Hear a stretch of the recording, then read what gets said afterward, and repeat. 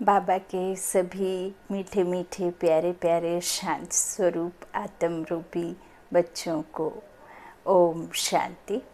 शांति के सागर बेहद के बाप को ओम शांति।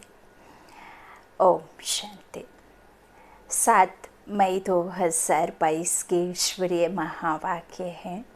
आज शांति के सागर सुख करता दुख हरता हम बच्चों के प्यारे प्यारे बाप ने कहा, मीठे बच्चे अब बाप समान देही अभिमानी बनो। सॉरी, बाप की यही चाहना है कि मेरे बच्चे मेरे समान बन मेरे साथ घर में चले।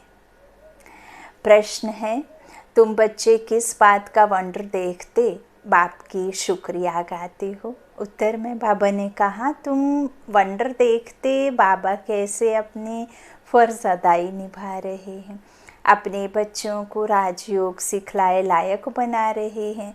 तुम बच्चे अंदर ही अंदर ऐसे मीठे बाबा की शुक्रिया गाते हो। बाबा कहते, यह शुक्रिया शब्द भी भक्ति मार्ग का है, बच्चों का तो अधिकार होता है।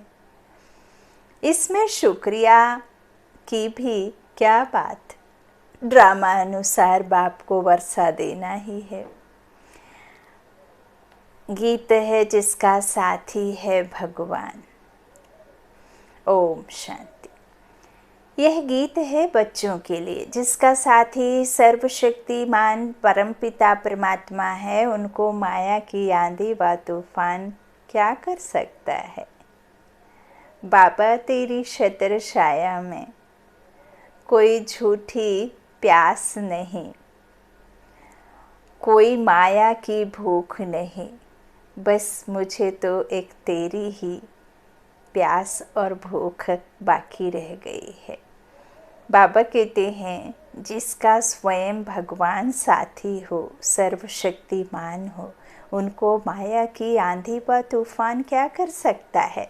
वह आंधी नहीं, माया के तूफान आत्मा की ज्योति को बुझा देते हैं। अब जगाने वाला साथी मिला है तो माया क्या कर सकती है? नाम ही रखा जाता है महावीर। माया रावण पर विजय पाने वाले कैसे विजयी पानी है ना। सो तो बच्चे सामने बैठे हैं, बाप दादा बैठे हैं, दादे और बाप को पिता और पितामह कहते हैं। एक पिता और एक पितामह है। तो हो गए बाप दादा। बच्चे जानते हैं कि रूहानी बाप हमारे सामने बैठे हैं। रूहानी बाप रूहों से ही बात करते हैं। आत्मा ही ऑर्गन्स द्वारा सुनती है, बोलती है। तुम बच्चों को देह अभिमानी होने की आदत पड़ गई है। आधा कल्प देह अभिमान में रहते हो। एक शरीर छोड़ दूसरा शरीर लिया, शरीर पर नाम पड़ता है। कोई कहेगा मैं परमानंद हूँ, कोई का नाम क्या, कोई का क्या। बाबा कहते हैं, मैं सदैव देही अभिमानी हूँ, मुझे कभी देह नहीं मिलती, मुझे कभी देह अभिमान नहीं हो सकता। नाम भल मेरे अलग अलग रख दिए हैं, लेकिन मेरी देह के कोई नाम नहीं है। मैं तो हूँ ही निराकार शिव परम आत्मा परमात्मा, है ना। तो बाबा कहते, मैं तो हूँ ही एवर प्योर परे ते परे रहने वाला पार ब्रह्म परमेश्वर कहते हैं ना। तो मैं ही हूँ पारलौकिक बाप तुम सब आत्माओं का, और मुझे कोई देह अभिमान हो नहीं सकता। यह देह तो इस दादा की है। मैं सदैव देही अभिमानी हूँ। तुम बच्चों को भी आप समान बनाने चाहता हूँ, क्योंकि अब तुमको मेरे पास आना है, देह अभिमान छोड़ना है। टाइम लगता है, बहुत समय से देह अभिमान में रहने का अभ्यास पड़ा हुआ है ना। अभी बाप कहते हैं, इस देह को भी छोड़ो, मेरे समान बनो, क्योंकि तुमको मेरा गेस्ट बनना है, मेरे पास वापस आना है। इसलिए कहता हूँ कि पहले अपने को आत्मा निश्चय करो। ऐसा नहीं है कि शरीर को छोड़ के आत्मा को अलग कर लेना है, आत्मा को ले जा कर के मेरे पास बिठा लेना है। आत्मा को तो मेरे साथ ले जा कर के बिठाओगे तो तुम्हारा शरीर तो विनाश कर दिया जाएगा ना, जब तक तुम लौट के आओगे। तो बाबा कहते हैं आत्मा निश्चय करो, है ना, समझो कि मैं आत्मा हूँ, यह मैं आत्माओं से ही बोलता हूँ। तुम बाप को याद करो तो वह दृष्टि खत्म हो जाए। मेहनत है इसमें। हम आत्माओं की सर्विस कर रहे हैं, आत्मा सुनती है ऑर्गन्स द्वारा। मैं आत्मा तुमको बाबा का संदेश दे रहा हूँ।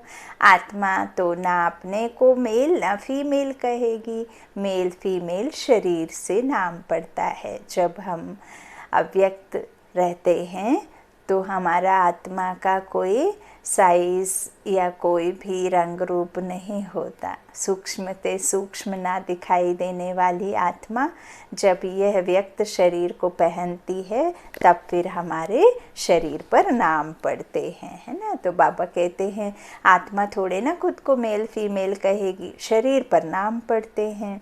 तो वह तो है ही परमात्मा। बाप कहते हैं हे आत्माएं सुनती हो। आत्मा कहती है हाँ सुनती हूँ। तुम अपने बाप को जानते हो, वह सभी आत्माओं का बाप है। जैसे तुम आत्मा हो वैसे ही मैं तुम्हारा बाप हूँ। जिसको परमपिता परमात्मा कहा जाता है उनको अपना शरीर नहीं है। ब्रह्मा विष्णु शंकर को अपना आकार है। आत्मा को आत्मा ही कहेंगे। मेरा नाम तो शिव है, शरीर पर तो बहुत नाम पड़ते हैं। मैं शरीर नहीं लेता हूँ, इसलिए मेरा कोई शारीरिक नाम नहीं है। तुम सालिग्राम हो। तुम आत्माओं को कहते हैं कि हे आत्माएं सुनती हो। यह तुमको अब प्रैक्टिस करनी पड़े, देही अभिमानी हो रहने की। आत्माएं सुनती और बोलती हैं इन ऑर्गन्स द्वारा, कर्मेंद्रियों के द्वारा। बाप बैठ आत्माओं को समझाते हैं। आत्मा बेसमझ हो गई है तो बाप आया है समझदार बनाने। क्यों हो गई है बेसमझ? क्योंकि बाप को भूल गई है। ऐसे नहीं कि शिव भी परमात्मा है, कृष्ण भी परमात्मा है, ऐसे नहीं है? बाबा कहते हैं वह तो कहते ठक्कर भित्तर सब में परमात्मा है। सारी सृष्टि में उल्टा ज्ञान फैला हुआ है। बहुत तो समझते भी हैं कि हम भगवान बाप के बच्चे हैं, लेकिन मेजॉरिटी सर्वव्यापी कहने वाले निकलेंगे। ज़्यादा कौन निकलेंगे? जो सर्वव्यापी कण कण में भगवान को कहते हैं ना, वो निकलेंगे। बाकी कहते हैं कि मैं शिव की या परमात्मा की औलाद हूँ, है ना, लेकिन मेजॉरिटी सर्वव्यापी वाले निकलेंगे। इस दुबन से सबको निकालना है। सारी दुनिया है एक तरफ, बाप है दूसरे तरफ। क्या बाप अनेक हो सकते हैं? बाप समान हो सकते हैं, है ना। एक बच्चा बाप का बच्चा ही रहेगा, वो कभी बाप नहीं बन सकता, लेकिन वो अपने बच्चों का बाप बन सकता है। तो बाप समान बन सकता है लेकिन बाप नहीं बन सकता, है ना। तो हम सब परमात्मा के बच्चे हैं, तो अनेक परमात्मा कैसे हो सकते हैं? ठिक्कर पित्तर में परमात्मा कैसे हो सकता है? फादरहुड कैसे हो सकता है ना। तो यही बाप कहते हैं कि सबको समझाना है, इस दुबन से सबको बाहर निकालना है। सारी दुनिया है एक तरफ, बाप है दूसरे तरफ। बाप की महिमा गाई हुई है, आहो प्रभु तेरी लीला, आहो मेरी मत जिससे गति अथवा सदगति मिलती है। सदगति दाता तो एक ही है। मनुष्य गति सदगति के लिए कितना माथा मारते हैं। यह एक ही सतगुरु है जो मुक्ति जीवन मुक्ति दोनों ही देते हैं। बाप कहते हैं इन साधु संत आदि सबकी सदगति करने के लिए मुझे आना पड़ता है।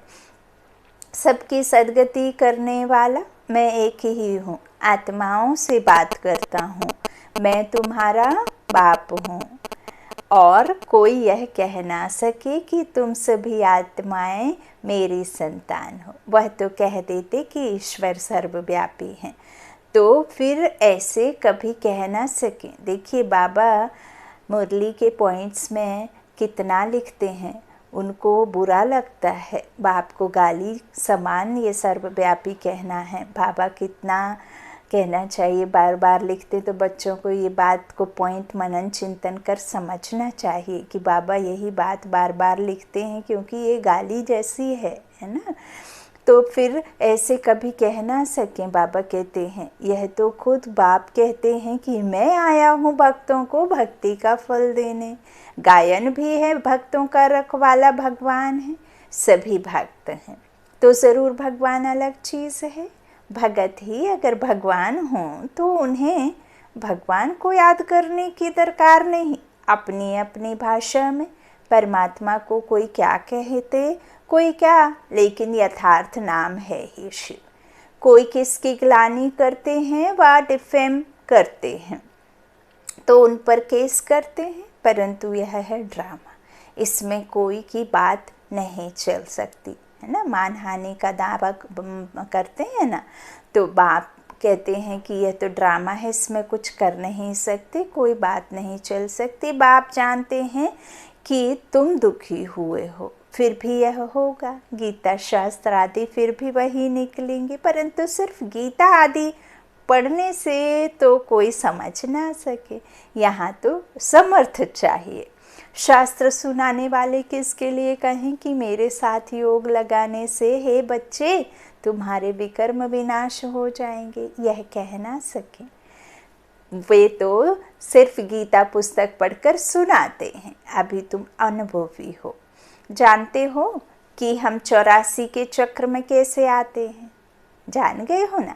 तो ड्रामा में हर एक बात अपने समय पर होती है। यह बाप बच्चों से, आत्माओं से बात करते हैं कि तुम भी ऐसे सीखो कि हम आत्मा से बात करते हैं। हमारी आत्मा इस मुख से बोलती है, तुम्हारी आत्मा इन कानों से सुनती है। मैं बाप का पैगाम देता हूँ, मैं आत्मा हूँ। यह समझ जाना कितना सहज है। तुम्हारी आत्मा एक शरीर छोड़ दूसरा लेती है। आत्मा ने 84 जन्म पूरे किए हैं। अब बाप कहते हैं अगर परमात्मा सर्वव्यापी होता तो जीव परमात्मा कहो ना। जीव आत्मा क्यों कहते हो? यह आत्मा से बात करते हैं। मेरे भाई आत्माएं समझती हो कि मैं बाप का संदेश सुनाता हूँ। अब ये बात बाबा किसके लिए लिख रहे हैं? जो निमित्त बन बाप का ज्ञान देते हैं, बाबा का ज्ञान सुनाने वाला आत्मा। आत्मा भाई को सुनाता, इस मुख के द्वारा बोलती और सामने वाली आत्मा कानों के द्वारा सुनती है ना। तो यह संदेश मैं सुनाता हूँ आत्माएं भाई को। तो आत्माएं भाई यह बात समझती हैं। 5000 वर्ष पहले वाला बाप कहते हैं मुझे याद करो। यह दुख धाम है, सतयुग है सुख धाम। आत्माएं तुम सुख धाम में थी ना। 84 जन्म तुमने यह चक्र चलाया है ना। तुमने 84 का चक्र लगाया है। सतो प्रधान से सतो रजो तमो में ज़रूर आना है। जब हम आत्माएं शरीर नहीं लेती हैं तो सतो में रहते, सतो प्रधान है ना। फिर हम आते हैं सतो में, फिर रजो तमो में ज़रूर आना है। अब फिर चलो वापस श्री कृष्णपुरी में। चलकर क्या बनने चाहते हो? महाराजा महारानी बनेंगे व दास दासी? पढ़ाई पढ़ेंगे तो महाराजा महारानी बनेंगे, नहीं तो भरी ढोएंगे। वहाँ भी तो चाहिए ना दास दासियाँ, नौकर चाकर। तो ऐसे ऐसे आत्माओं से बात करनी चाहिए, उमंग होना चाहिए। ऐसे नहीं कि मैं परमात्मा हूँ। परमात्मा तो है ही ज्ञान का सागर, वह कभी अज्ञान का सागर बनता नहीं। ज्ञान और अज्ञान के सागर हम बनते हैं। बाप से ज्ञान लेकर मास्टर सागर बनते हैं। वास्तव में सागर एक ही बाप है। नदियाँ अनेक हो सकती हैं लेकिन सागर तो एक ही है, एक ही बाप है। बाकी सब नदियाँ हैं, फ़र्क है ना। आत्मा को समझाया तब जाता है जबकि आत्मा बेसमझ है। स्वर्ग में थोड़े ही किसको समझाते हैं, हाँ। यहाँ सब बेसमझ पतित और दुखी हैं। गरीब लोग ही यह ज्ञान आराम से बैठते सुनते हैं। बैठ सुनेंगे साहूकारों को तो अपना नशा रहता है, उन्हों में तो कोई विरला निकलेगा। जनक राजा ने सब दे दिया ना, यहाँ सब जनक हैं। जीवन मुक्ति के लिए ज्ञान ले रहे हैं तो यह पक्का करना पड़े कि हम आत्मा है। बाबा हम आपकी कितने शुक्रिया माने। ड्रामा अनुसार आपको वर्षा तो देना ही है, हमको आपका बच्चा बनना ही है, इसमें शुक्रिया क्या करें। हमको आपका वारिस तो बनना ही है ना। बाबा कहते हैं इसमें शुक्रिया की क्या बात है। बाप खुद आकर समझाए लायक बनाते हैं, भक्ति मार्ग में महिमा करते हैं, शुक्रिया शब्द निकल पड़ता है। बाप को तो अपनी फर्ज अदाई करनी ही है। बाबा कहते हैं हे करके भी नहीं बोलना। हे हम भक्ति में किया करते थे, मांगा करते थे, रोया करते थे, है ना। तो यहाँ बाबा कहते हैं अपनी फर्ज अदाई करनी ही है। आकर फिर से स्वर्ग में चलने का रास्ता बताते हैं। ड्रामा अनुसार बाबा को आकर राजयोग सिखलाना है, वर्षा देना है।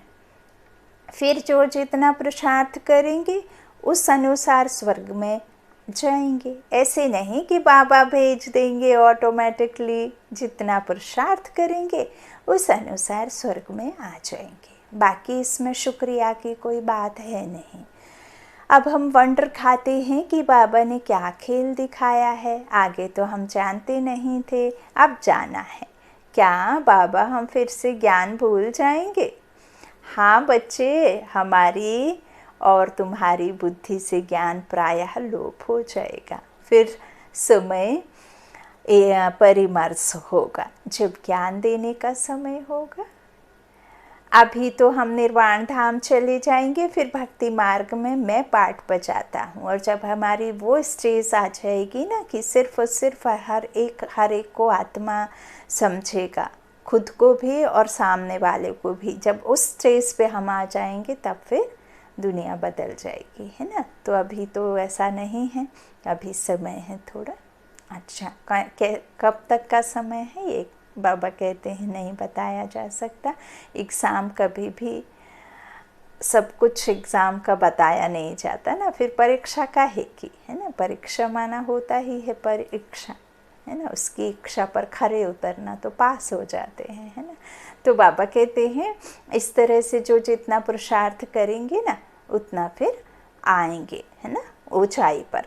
तो अब हम वंडर खाते हैं कि बाबा ने क्या खेल दिखाया है। बाबा कहते हैं यह सब हम अब नहीं जानते थे, क्या बाबा हम फिर से ज्ञान भूल जाएंगे? बाबा ने कहा हाँ भूल जाएंगे, है ना। फिर वापस समय अनुसार इमर्ज होगा, समय पर जब ज्ञान देने का समय होगा। अभी तो हम सब चले जाएंगे निर्वाण धाम। फिर भक्ति मार्ग में मैं पाठ बजाता हूँ, आत्मा में ऑटोमेटिकली वह संस्कार आ जाते हैं। मैं कल्प के बाद भी इस ही शरीर में आऊँगा, यह बुद्धि में रहता है।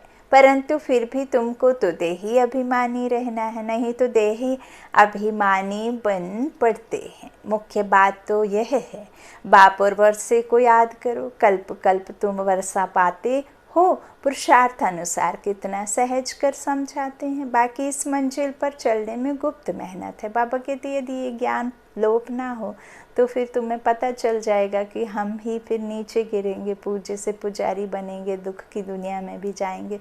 तो वो जो सुख है उसे तुम अनुभव नहीं कर पाओगे ना, चिंता में पड़ जाओगे। तो यह भी ड्रामा है। अच्छा, आत्मा पहले पहले आती है तो पुण्य आत्मा सतो प्रधान है, फिर उसको पापात्मा तमो प्रधान जरूर बनना है। अब फिर तुमको तमो प्रधान से सतो प्रधान जरूर बनना है। यह खेल है। बाप ने पैगाम दिया है कि मुझे याद करो। सारी रचना को बाप से वर्षा मिल रहा है। सबका सदगति दाता है ना, सब पर दया करने वाला है, अर्थात सर्व पर रहम करने वाला, मर्सीफुल है ना। तो सतयुग में कोई दुख नहीं होगा। बाकी सब आत्माएं शांति धाम में जाकर रहती हैं तो उन्हें भी दुख नहीं होगा। तुम बच्चे जान गए हो कि अभी कयामत का समय है। दुख का हिसाब किताब चुकता करना है योग बल से। फिर ज्ञान और योग बल से हमको भविष्य सुख के लिए खाता भी जमा करना है। जितना जमा करेंगे उतना सुख पाएंगे और दुख का खाता चुकता हो जाएगा। अभी हम कल्प के संगम पर आकर दुख का चौपड़ा चुकतू करते हैं और दूसरी तरफ जमा करते हैं। यह व्यापार है ना। बाबा ज्ञान रत्न दे गुणवान बना देते हैं, पत्थर बुद्धि से पारसनाथ पारस बुद्धि बना देते हैं, है ना। इस तरह बाप कहते हैं कि लोहे से सोना बनाता हूँ आकर, है ना। तो फिर जितना जो साधारण हो, चाहे कोई भी हो, धारण कर सके, जितना धारण कर सके, एक एक रत्न लाखों की मिल्कियत है, जिससे तुम भविष्य में सदा सुखी रहेंगे। यह है दुख धाम, वह है सुख धाम। सन्यासी यह नहीं जानते कि स्वर्ग में सदा सुख ही सुख है। एक ही बाप है जो गीता द्वारा भारत को इतना ऊंच बनाते हैं। वह लोग कितना शास्त्र आदि सुनाते हैं। लोग दुनिया को तो पुराना बनाना ही है। देवताएं, बाबा कहते हैं इस तरह से कितना शास्त्र आदि जो लोग सुनाते हैं, लेकिन दुनिया को तो पुराना बनना ही है, बनाना ही है। यह तो ड्रामा है तो बनना ही है, तो यह सब तो होगा ही, इसमें कोई नई बात नहीं है, नथिंग न्यू। ना ही कोई दोषी है ना। किसी को दोषी ठहराना ही नहीं है। जो हुआ सो हो रहा है, जो ड्रामा में है सो वो चल रहा है, जो शूटिंग भरी हुई है वही शूटिंग हो रही है, दिख रही है, तो इसमें कोई नया नहीं है ना। बाबा कहते हैं इस तरह से बनना ही है, नए से पुराना, पुराना से नया। देवताएं पहले नई सृष्टि में राम राज्य में थे, अभी देवताएं हैं नहीं, कहाँ गए? तब 84 जन्म किसने भोगे और किसके भी 84 जन्म का हिसाब निकल ना सके। 84 जन्म ज़रूर देवता वाले, देवता धर्म वाले ही लेते हैं। मनुष्य तो समझते हैं कि लक्ष्मी नारायण आदि भगवान थे। जिधर देखो तू ही तू है। अच्छा, भला सर्वव्यापी के ज्ञान से भी सुखी हो जाते हैं क्या? यह सर्वव्यापी का ज्ञान तो चलता आया है, फिर भी भारत तो कंगाल नर्क बन गया है। भक्ति का फल तो देना ही है भगवान को। सन्यासी जो दुख उसको खुद की ही साधना करते रहते, वह फल क्या देंगे? वह तो खुद उसको याद में रहते। अब जिसको याद करने वाला है वो तो भगत हुआ ना, तो भगत कैसे भगत को फल दे सकता है? भगत को फल तो भगवान ही देगा, सदगति दाता ही सदगति करेगा ना। तो सन्यासी तो खुद ही साधना करते, वह फल कैसे देंगे? मनुष्य सदगति दाता तो है नहीं। जो जो इस धर्म के होंगे वह निकल आएंगे, बिरादरी के बिरादरी में आ जाएंगे। ऐसे तो बहुत सन्यासी धर्म में भी कन्वर्ट हुए हैं, वह भी आएंगे। यह सब समझने की बातें हैं। बाबा समझाते हैं, यह प्रैक्टिस रखनी है कि मैं आत्मा हूँ, ब्रह्मकुटी की कुटिया में विराजमान, है ना। यहाँ विराजमान मैं आत्मा हूँ, उसकी संतान। आत्मा के आधार पर ही शरीर खड़ा है। शरीर तो विनाशी है, आत्मा विनाशी है। पाठ सारा इस छोटी आत्मा में है। कितना वंडर है, साइंस वाले भी समझ ना सके। यह इमॉर्टल, इम्पेरिसिबल पार्ट इतनी छोटी आत्मा में है जो कभी नाश नहीं होता, विनाश नहीं होता। तो यह इमॉर्टल इम्पेरिसिबल पार्ट इतनी छोटी सी आत्मा में है। अब देखिए, मनुष्य आत्मा ने अगर हम वहाँ ले जाएं अपनी बुद्धि को, तो जो ड्रामा है देखिए, बिंदी भी लगाना छोड़ दिया। मंदिर में जाकर के नतमस्तक होते थे, टीका लगाते थे, तो कितना भी कुछ करो फिर भी थोड़े ना थोड़े विचारों में शुद्धि या कुछ ना कुछ तो बना रहता था ना स्मृति में। अब ना तो माताएं बहनें बिंदी लगाने में विश्वास रखती हैं, वो बिना बिंदी के रहना चाहती हैं, उन्हें वैसे ही अच्छा लगता है। मंदिर का तिलक आदि भी कहीं कहीं मान्यता नहीं दे रहे हैं, नहीं लगाते हैं। नहीं तो कहते हैं कि रोज़ तिलक लगाना चाहिए, खुद का विजय तिलक करना चाहिए। स्मृति तो रहना चाहिए ना कि हम ये खुद विजय तिलक लगा रहे हैं। यहाँ आत्मा जो है निवास करती है, आत्मा का काल तख्त है ना, तो लगाना चाहिए। एक तरह से विजय आत्मा बन जाते हैं हम वो तिलक धारण करके, पर नहीं लगाते हैं ना, लोगों को पसंद नहीं आता। बाबा कहते हैं इतनी छोटी बिंदी में कितना अविनाशी पाठ है। आत्मा भी अविनाशी है तो पाठ भी अविनाशी है। अच्छा, मीठे मीठे सिक्की लाधे बच्चों प्रति माता पिता बाप दादा का याद प्यार और गुड मॉर्निंग। रूहानी बाप की रूहानी बच्चों को नमस्ते। हम रूहानी बच्चों की रूहानी माता पिता बाप दादा को याद प्यार और गुड मॉर्निंग। शुक्रिया बाबा, मीठे बाबा, प्यारे बाबा। धारणा के लिए मुख्य सार। पहला, बाबा ने कहा कल्प के संगम पर योग बल से दुख का चौपड़ा हिसाब किताब चुकता करना है। योग माना परमात्मा से संबंध और उसकी याद में निरंतर रहना। कर्म योगी बनो। नया जमा करना है, हिसाब किताब चुकता कर और जमा करना है। ज्ञान रत्नों को धारण कर गुणवान बनना है। दूसरा, मैं आत्मा हूँ, आत्मा भाई से बात करता हूँ। शरीर विनाशी है, मैं अपने भाई आत्मा को संदेश सुना रहा हूँ। ऐसी प्रैक्टिस करनी है।